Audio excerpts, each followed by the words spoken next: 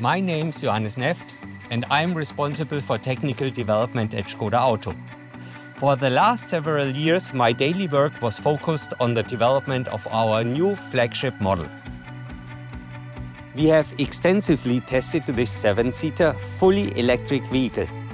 Not only in laboratory conditions such as climate chambers and wind tunnels, but also in the super hot climate of the desert. And as strong sunlight isn't the only thing we have to deal with, we also tested 200 kilometers above the Arctic Circle, where temperatures can reach as low as -40 degrees Celsius. Whether it stays stable, how good the traction is, and how the stability control systems react.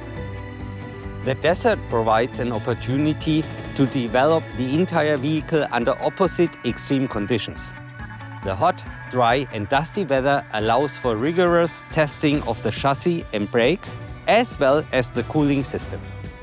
If you can cool down the interior and battery there, the system will work well anywhere in the world. We left the cars there for 12 months straight and monitored whether everything inside the car kept the shape.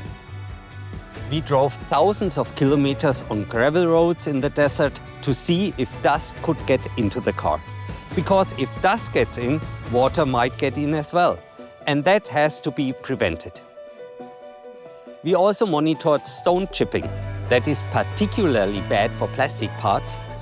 For 3.5 years, we checked and fine-tuned various details to reach the highest peak of quality. And I hope you enjoyed our new flagship, the Škoda Peaq. Škoda.